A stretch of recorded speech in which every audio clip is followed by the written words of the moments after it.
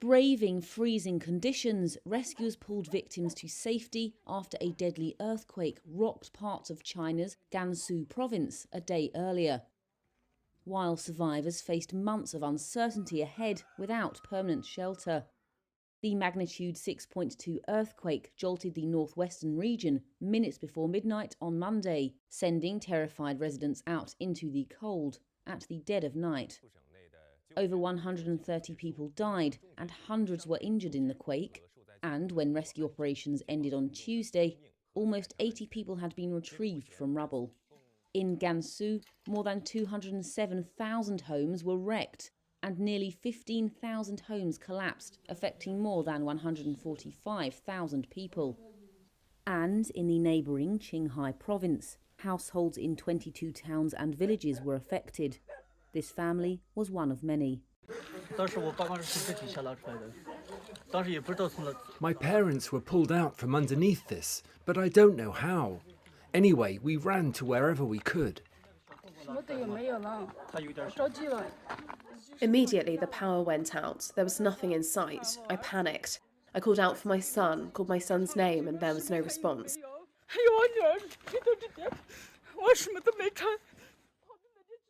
And my daughter. She was buried under there. I had nothing on and ran towards there. I called out for my daughter. My daughter responded. I said, "Take Mummy's hand, grab it and come out quickly." And my husband and I dug her out. My parents, who lived over there, also managed to escape. Our whole family is fine, but our houses are gone. The family of 7 said they'd slept exposed to the freezing cold elements and hadn't eaten in the past 2 days. However, efforts are underway to get relief to the earthquake victims, with volunteers stepping in. We are from a nearby construction team and spontaneously came here to volunteer in rescue efforts. We also have colleagues who are participating in the rescue. Currently we're moving some relief supplies such as food, tents, beds, blankets and such. Whatever they need, we'll help transport it for displaced residents to use. In the quake-hit region, it's not only houses but infrastructure that has been severely damaged, including roads, power and water lines, as well as agricultural production facilities, and triggering land and mudslides. Recovering from Monday night's earthquake has been further challenged by the powerful cold snap that has gripped most of China since last week. Temperatures around the quake epicentre in Gansu fell to about 5 degrees Fahrenheit on Tuesday night. According to local media citing researchers, people trapped under rubble exposed to conditions of 14 degrees Fahrenheit without help could develop hypothermia and may only be able to live for 5 to 10 hours if uninjured. The freezing cold was not the only concern weighing on rescuers. The Gansu Provincial Seismological Bureau said through comprehensive analysis, strong aftershocks of magnitude 5 were still possible around the area in the coming days. British inflation plunged in November to its lowest rate in more than 2 years. Official data out Wednesday showed the annual rate of increase in the Consumer Prices Index dropped to 3.9% from October's 4.6%. Transport, particularly motor fuels, was the biggest contributor to the fall. The reading was below all forecasts in a Reuters poll of economists. Key measures watched closely by Britain's central bank, including core and services inflation, also dropped. The numbers left investors betting on the Bank of England cutting interest rates next year, perhaps as soon as May. British inflation is now closer to other rich nations and matches that of France. But consumer prices have risen since 2020 by a fifth, more than any other group of 7 advanced economy. One leading analyst said Wednesday's numbers showed strong evidence disinflationary pressures are building in the UK. A much smaller rise in food and drink prices than in November last year also helped, although those prices are still 27% higher than 2 years ago. Finance Minister Jeremy Hunt said the data showed inflation pressures were being removed from the economy, while the opposition Labour Party said people were worse off after 13 years of Conservative government. The Bank of Japan still isn't ready to budge on rates. On Tuesday, policymakers made no change to the central bank's ultra-loose monetary policy. That left its short-term target rate just below zero. Governor Kazuo Ueda says he wants to see more evidence that sustained wage hikes are set to keep inflation at around the bank's 2% target. The prospects are gradually heightening, but in terms of whether the threshold will be met, we would prefer to look at more data and various information. The bank did not even change its dovish outlook for the future. That dashed the hopes of some traders that it would at least signal an intent to raise rates in the near future. Instead, the bank said it could still take additional easing steps if necessary, adding that uncertainty over the economy was still very high. More than 80% of economists polled by Reuters do expect the bank to raise rates next year, however. April is seen as the most likely timing, though some think an increase could come as soon as January. The yen fell following the BOJ decision on Tuesday. Binance must pay billions of dollars in fines. That was the order from a US court on Monday against the crypto exchange and ex-CEO Changpeng Zhao. It approved the fines for money laundering following a case brought by the US Commodity Futures Trading Commission. Binance must give $2.7 billion to the CFTC, while Zhao is ordered to pay $150 million. He stepped down in November and pleaded guilty to breaking US anti-money laundering laws. It was part of a settlement to resolve a years-long investigation into the world's largest crypto exchange. At the time, Binance said the resolutions accepted the company's responsibility for historical criminal compliance violations. Authorities said Binance broke US anti-money laundering and sanctions laws. It also failed to report more than 100,000 suspicious transactions with organizations the US described as terrorist groups. Investigators added the exchange didn't report transactions with websites devoted to selling child sexual abuse material. And it was one of the largest recipients of ransomware proceeds. Southwest Airlines has agreed to pay a record-setting $140 million civil penalty. The US government made the announcement Monday.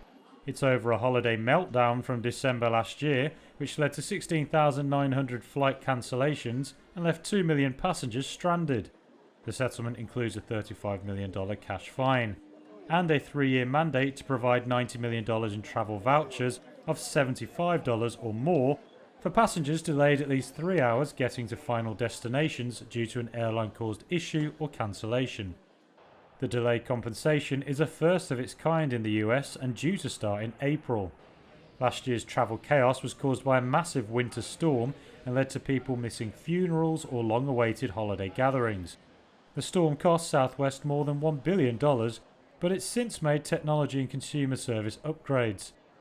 Southwest did not admit to wrongdoing, but agreed to the settlement to avoid litigation. However, regulators found Southwest broke consumer protection laws. They said the airline failed to provide adequate customer service assistance via its call centre to hundreds of thousands of customers. It also argued Southwest failed to give prompt flight status notifications to more than 1 million passengers. Kuwait's Emir Sheikh Nawaf Al Ahmad Al Sabah died on Saturday, aged 86, according to the royal court, just over 3 years after assuming power in the US-allied Gulf oil producer. The cause of his death was not immediately disclosed. The emir was admitted to hospital late last month due to what the state news agency described at the time as an emergency health problem, but said that he was in a stable condition.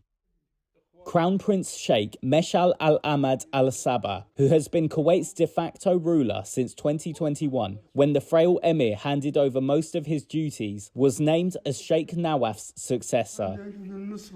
Nawaf became emir in September 2020, following the death of his brother, Sheikh Sabah, who had ruled for more than a decade and shaped the state's foreign policy for over 50 years. Sheikh Nawaf was seen by diplomats as a consensus builder, even though his reign was marked by an intense standoff between the government and elected parliament, which had hindered key structural reforms in the oil-rich Gulf state.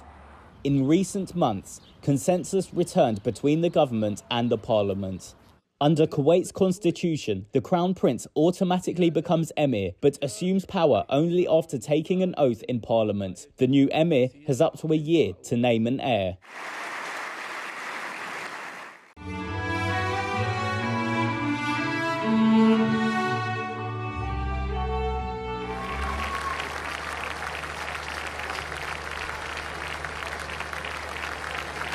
ეს ისტორიული გამარჯვება გეკუთვნით თქვენ, ჩვენს დაუმარცხებელ, გაუტეხელ, ამაღ და თავისუფლების მოყვარე ქართველ ხალხს.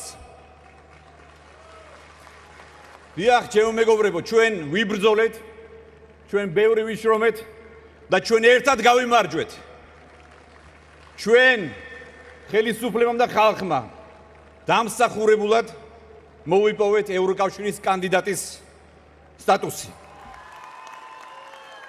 This is a day when we are standing all together because it's a day where we can celebrate together, and it's a first step toward depolarization, toward the unity of Georgian society, which here is certainly united. That's why I stand here.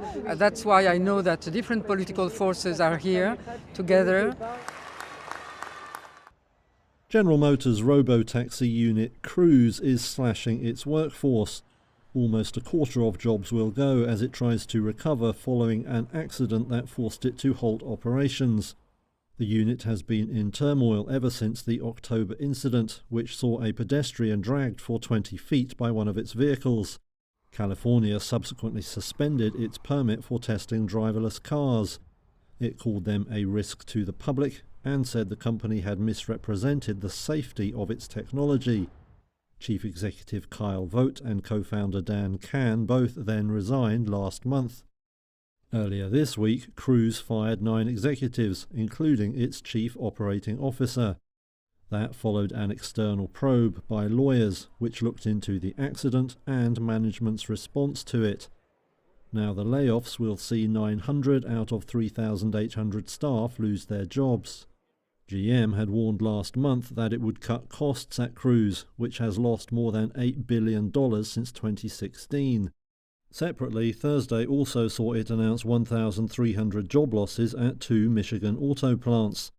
It's not the end of the road for the robo-taxis, though. Cruise has said it will eventually relaunch and expand again. Argentina's new president is taking sweeping action on the economy. On Wednesday, Javier Milei signed a decree setting out over 300 reforms. The decree of necessity and urgency that we are presenting today is intended to begin the process of economic regulation that Argentina so badly needs in order to start growing. He went on to set out the list. It includes an end to limits on exports and moves to loosen regulations. There are also plans to privatise state-owned companies. The changes are already proving divisive, with thousands of Argentines protesting outside the Congress building in Buenos Aires after Milei signed the decree. Earlier protests demanded more help for the poor as austerity measures kick in. Since taking office earlier this month, Milei has vowed to deliver on a promise of shock therapy for the economy. That will include deep spending cuts to help tame triple-digit inflation. His government has also devalued Argentina's peso currency by over 50% in a bid to help exporters. Yo, Javier Gerardo Milei. The Libertarian won power on a pledge to end the country's long economic slump and root out corruption. He wants to slash bureaucracy and shrink the state. It's already clear that that process won't come without drama. Why we are here is not to make business. It's not about bargain. It's not about deal. We represent approaches and principles. So to give money to Ukraine is easy to do because in short term the money for Ukraine is already in the budget. So there is no any extra decision to give it in short term. In long term and the bigger sum of money, my position is that we should give it outside. But we are not under the pressure of the time because the bridging solution is already in the budget. Enlargement is not a theoretical issue. Enlargement is a merit-based, legally detailed process, which has preconditions. We have set up 7 preconditions. And even by the evaluation of the Commission, 3 out of the 7 is not fulfilled. So there is no reason to negotiate membership of Ukraine now. Even not to negotiate. Hát a magyar genetikailag nem érzékeli a nyomást, tehát az bennünket olyan nagyon nem befolyásol, nekünk álláspontunk van, azt fogjuk képviselni.